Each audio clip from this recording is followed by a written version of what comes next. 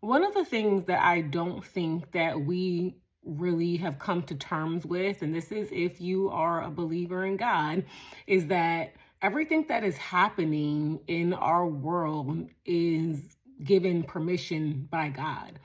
And when things are getting worse, when we're seeing the worst of the worst of people, just evilness rampant, and evilness is at an all-time high. Satan is literally loosing his demons that are inhabited within people because times are near for God to return.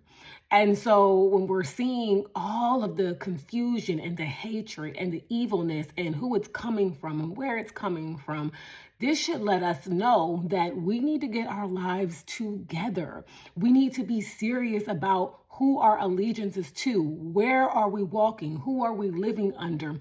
How are we walking in our purpose? What is our life like? What is the reflection of it like? Does it represent God? Are we obeying his laws? Are we obeying his commandments? Are we obeying his statutes? Are we learning about him? Are we unlearning what we need to throw away, what is not of God? And I'm speaking to myself right now too, because it is a lot, but it is required for us. Our salvation is required for us to actually be practicing righteousness. It is for us to actually be practicing righteousness. And a lot of us, we haven't gotten this. And it's not really being taught well at all because the opposite is being taught. We're seeing wickedness on pulpits. And so I just want you all to understand and know that when we're seeing the worst of the worst, that should be a sign to tell us, get your life together. Who is your allegiance to?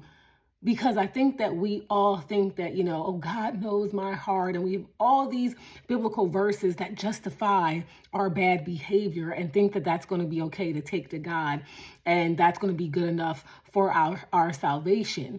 And we're in for a rude awakening because we're not being taught well.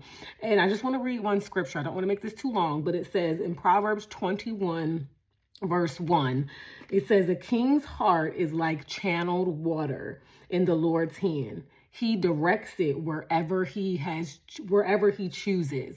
So just by me saying that piece allows you to understand and know that what we're seeing, God's hand is behind it because he is trying to wake us up and say, are you prepared for what is coming? Do you love me enough?